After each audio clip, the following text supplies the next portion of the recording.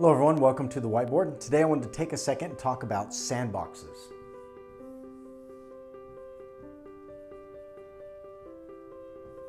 Fill this with some sand here. Specifically, I want to talk about online sandboxes that we use in the cybersecurity realm. Threat intelligence, DFIR, whatever you like to call, it's kind of appropriate to all parts of cybersecurity, where we figure out not only what files are trying to do, but also to collect information. Let me erase this and let's talk about a few things that happen inside of a sandbox. First off, what is a sandbox? It's a protected place for us to what we call detonate a file. We have the file run. Now we need a protected place for that because we don't want to do it on our host system where it might be dangerous to us. So we want to do it in a protected zone. The nice thing about these is it allows us to kind of triage and diagnose files and try to figure out what they're trying to do, what they actually did, and maybe what their objective is in the first place. And so they have a lot of uses. Inside of cybersecurity, you may have an internal sandbox that's inside your network that you utilize. You may have one that's outside. It's quite possible to have a sandbox here and a sandbox outside that you take advantage of. You know, this one being on the inside, this one being on the outside. You may use one or both. Today we're going to talk primarily about ones that are on the outside that we can use for cyber threat intelligence to not only try out files that are completely outside of our network, but also understand what those files are and use it as a repository or a source for some of the threat intelligence data that we're interested in. Let me erase this and we'll talk about it some more. Okay, let's talk about what happens for a second when a file is entered into a sandbox. So let's start with the file. So we have a file. Right, we've got this file. And we want this file, we want to figure out what it does. So we're going to send it to our sandbox. So now the file's in our sandbox. It's going to detonate it.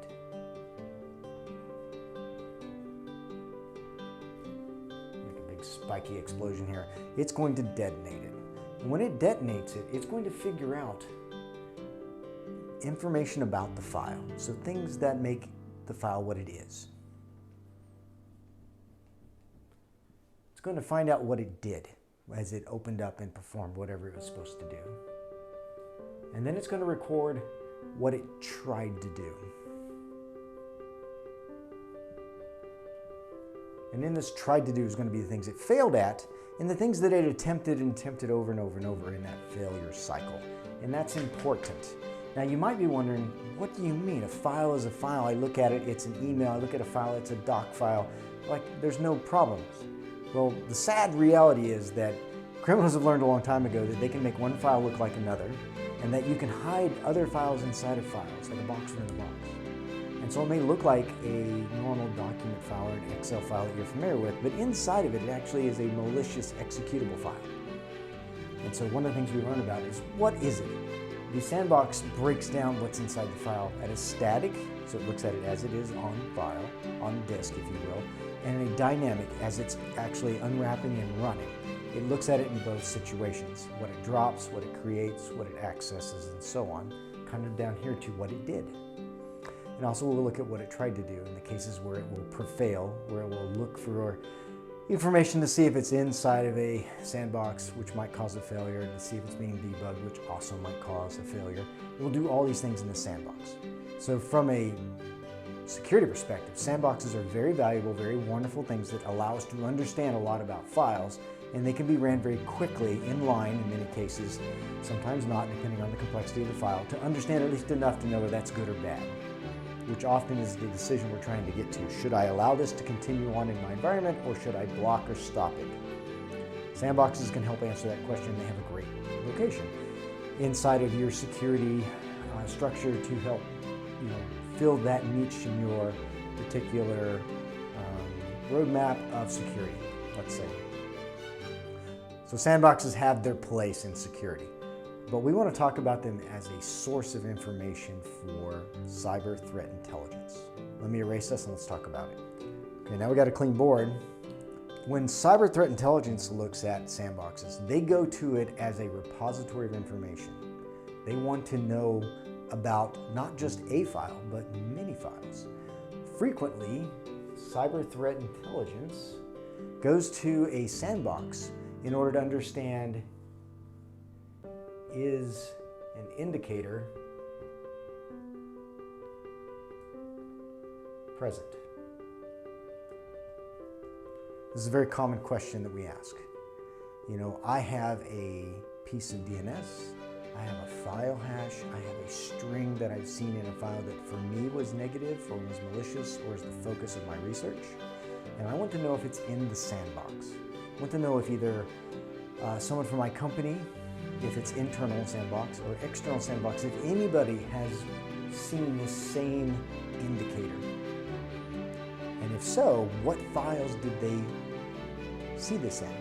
And that would open up the door to lots of research. And I'm keeping this very simplistic because I'm gearing this for the apprentices, folks that are new in this industry, that have not dealt with sandboxes on a regular basis, that are not familiar with their uses, hear the term and they're wondering why and what is this? They're thinking the more classical sandbox of something their kid gets in, it's full of sand that they play in. Well, we're doing something similar. We have a protected zone in which to play. So it's the same concept. And we're also going to use it as a place to do research. In this case, we're looking for indicators. I have any indicator you can think of. DNS, file, hash, whatever, it doesn't matter. I'm going to see if the sandbox contains it. That's one of the chief questions that I, as someone in cyber threat intelligence, might inquire of the sandbox. Have you seen this before? And if so, where? So that I can do more research. A second reason I might use it is to understand how you profiled, and I know that can be a dirty word, but how you profiled or used the sandbox, the file or indicator. Now that's important because sandboxes not only break apart, diagnose, and tell you what a file is, what it did, and what it tried to do, but frequently they will run antivirus products and rules that you've set up against those files as well. And so one of the more classic sources that fit this model is VirusTotal. And I'll have a link for that in the description. VirusTotal is an online sandbox that everybody in the world has access to and utilizes. And they may have put something that you're interested in there. You might want to know if an indicator that's linked to a file is there. You might go query VirusTotal. However, you also might want to know, hey VirusTotal, when you looked at this file, how many antivirus products flagged it? How did you profile it? Did you profile this as a malicious file or did you profile this as a benign file? Because it may have entered your environment and you knew it was malicious when it entered your environment, but you see an almost identical or identical file online in an online sandbox and they're not profiling it that way. That's very interesting information to a cyber threat intelligence analyst. What if you see iterations of that file, no AV, 4 AV, 12 AV, 56 AV. If you see this kind of escalation pattern on a file as it's being scanned over a period of time, then you know that in the beginning, wherever this marker was, no AV product thought it was negative or malicious. But as time moved on and more of them figured out that it was by sharing information or by performing their own analysis, they realized it was malicious. Now, if this date was 2 days after you saw it, then you could surmise properly or conclude that when you saw this file, your AV product did not see it as something malicious, and in fact, may not have even observed or flagged it at all as suspicious. You can imply that from this information. Equally, as another example, however, kind of an opposite. So let's call this day 1. 56 AV matched on this file and said, this is a bad file. By day 5, a new version of this file is uploaded, not identical but similar. Now it's down to 32. Day 6, 12, day 9,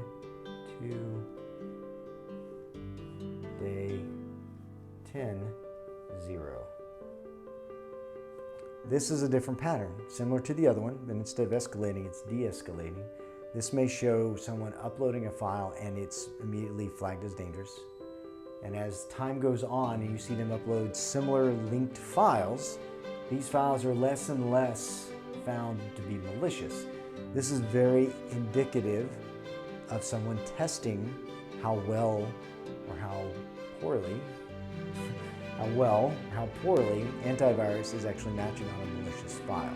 Very common when a malware developer is developing malware and they're testing out different parts of the malware, the whole thing, to see if AV would detect it. You have this declining thing, the special thing that they're doing, as they find what's being matched and then they remove it, yet still retaining the capability that they want in their malware, until it gets down to what their objective is, which is 0 detections.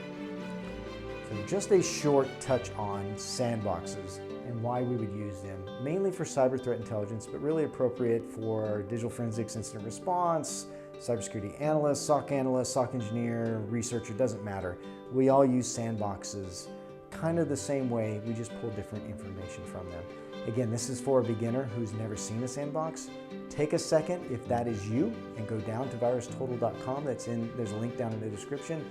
Go there, if you're going to upload a file, pick something that's non-identifying to you, that is completely benign. So go grab something online or pull a file that's completely benign, take a picture or something, and upload it and watch what VirusTotal does.